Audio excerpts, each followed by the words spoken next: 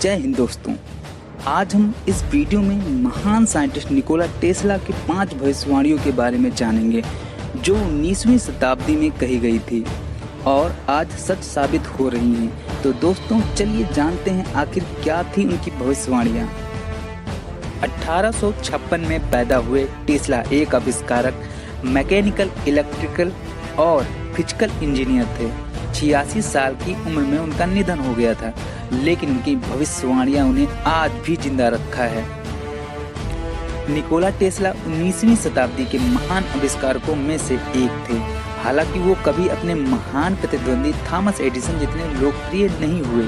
दिलचस्प बात यह है कि थॉमस एडिसन उनके बॉस थे। एडिसन डायरेक्ट करंट को बेटर मानते थे जो 100 वोल्ट की पावर पर काम करता था और उसे दूसरे वोल्टेज में बदलना मुश्किल था। लेकिन टेस्ला का सोचना था कि अल्टरनेटिव करंट बेटर है क्योंकि उसे एक जगह से दूसरी जगह ले जाना आसान था। जीत टेस्ला की हुई, लेकिन इतिहास में father of electricity Thomas Edison को कहा गया। दक्षिण अफ्रीका के उद्यमी एलन मस्क का शुक्रिया अदा करना होगा जिन्होंने बिजली से चलने वाली कारों की कंपनी को टेस्ला नाम दिया। मस्क कंपनी में कार्यकारी निदेशक के रूप में काम कर रहे हैं और उनकी कंपनी विशेष रूप से बिजली से चलने वाली कारें बनाती हैं। टेस्ला ने विद्युत के आविष्कार के अलावा कई तरह के टेक्नोलॉजी की भविष्यवाणी की थी जो दशकों बाद सच साबित होती दिखती हैं। पहली भविष्यवाणी वाई-फाई, जिसके बारे में आज हम लोग अच्छे से जानते हैं। वायरलेस टेक्नोलॉजी को लेकर अपने जुनून के चलते टेस्ला ने डेटा ट्रांसमिशन पर केंद्रित कई आविष्कार किए और इससे जुड़े कई सिद्धांतों को विकसित किया। गुइलेमो मार्कोनी ने सबसे पहले अटलांटिक भर में मोर्स कोड के जरिए पत्र भेजे, लेकिन टेस्ला इससे आगे कुछ करना चाहते थे। उन्होंने संभावना जताई कि पूरी दुनिया में एक दिन टेलीफोन सिग्नल, दस्तावेज, संगीत की फाइलें और वीडियो भेजने के लिए वायरलेस टेक्नोलॉजी का इस्तेमाल होगा और आज वाईफाई के जरिए ऐसा करना संभव है। हालांकि वो खुद ऐसा कुछ नहीं बना पाए। उनकी ये भविष्यवाणी 1990 में वर्ल्ड वाइड वेब के आविष्कार के साथ सच हुई। भविष्यवाणी नंबर 2, मोबाइल फोन। टेस्ला ने 1926 में एक अमेरिकी मैगजीन को दिए इंटरव्यू में भविष्य के अपने एक और पूर्वानुमान का जिक्र किया था। उन्होंने तस्वीरें, संगीत और वीडियो ट्रांसमिट करने के अपने आइडियाज को पॉकेट टेक्नोलॉजी का नाम दिया था। उन्होंने स्मार्टफोन के आविष्कार के 100 साल पहले ही इसकी भविष्यवाणी कर दी थी। लेकिन क्या टेस्ला ने ये सोचा होगा कि मोबाइल हमारी जिंदगी का इतना अहम हिस्सा बन जाएगा। भविष्यवाणी नंबर 3, ड्रोन। साल 1998 में टेस्ला ने बिना तार वाला और रिमोट से नियंत्रित होने वाला ऑटोमेशन प्रदर्शित किया। आज हम इसे रिमोट से चलने वाला टायरशिप या ड्रोन कहते हैं। Wireless communication, robotics, logic gate जैसी टेक्नोलॉजी से उन्होंने देखने वालों को हैरान कर दिया। लोगों को लगता था कि इनके अंदर कोई छोटा बंदर है जो सिस्टम को नियंत्रित करता है।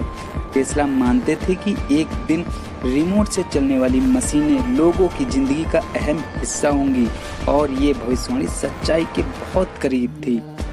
भविष्यवाणी number 4, commercial high speed aircraft. Tesla ने कल्पना की थी कि ऐसे एयरक्राफ्ट होंगे जो दुनिया भर में तेज गति से और देशों के बीच कमर्शियल रूट पर यात्रा करेंगे। इन एयरक्राफ्ट में बहुत से यात्रियों के बैठने की व्यवस्था होगी। निकोला टेस्ला ने कहा था वायरलेस पावर का सबसे अहम इस्तेमाल ईंधन को बिना उड़ने वाली मशीनों में होगा जो लोगों को न्यूयॉर्क से यूरोप कुछ ही घंटों तक पहुंचा देगा। निकोला टेस्ला ने कहा था वायरलेस पावर सबसे अहम इस्तेमाल ईंधन के बिना उड़ने वाले मशीनों में होगा जो लोगों को न्यूयॉर्क से यूरोप कुछ ही घंटों में पहुंचा देगी। उस वक्त शायद इन बातों को पागलपन समझा जाता होगा, लेकिन टेस्ला एक बार फिर से सही थे। कम से कम गति को लेकर जहां तक बिना ईंधन के उड़ने वाले और बिजली से चलने वाले विमानों की बात है तो वो अब भी एक भविष्य का सपना है। भविष्यवाणी नंबर 5, 1926 में कॉलियर्स के साथ उनके इंटरव्यू को व्हेन वुमेन इज बॉस शीर्षक दिया गया। इससे पता चलता है कि 68 साल के टेस्ला उस वक्त महिलाओं के लिए क्या सोचते थे। टेस्ला मानते थे कि महिलाएं बेहतर शिक्षा, रोजगार और समाज में प्रभावशाली बनने के लिए वायरलेस टेक्नोलॉजी का इस्तेमाल करेंगी। हालांकि बीती सदी में तकनीक को सामाजिक और राजनीतिक जिंदगी में महिलाओं के सशक्तिकरण से जोड़ना मुश्किल है। ये जरूर देखा गया है कि महिलाएं तकनीक के क्षेत्र में बढ़ चढ़कर हिस्सा ले रही हैं। याहू की कार्यकारी निदेशक और कंप्यूटर इंजीनियर मैरिसा मेयर और फेसबुक की वर्तमान ऑपरेशनल डायरेक्टर शेरिल सैंडबर्ग इस बात का सबूत हैं। इनकी जैसी महिलाओं ने तकनीक के सहारे मेट्रो जैसे अभियान चलाकर वैश्विक स्तर पर जागरूकता फैलाने का काम किया है। दोस्तों, जानकारी अच्छी लगी हो तो वीडियो को लाइक करें और चैनल को सब्सक्राइब करें। तो दोस्तों, मिलते हैं नेक्स्ट एपिसोड में। जय हिंद दोस्तों।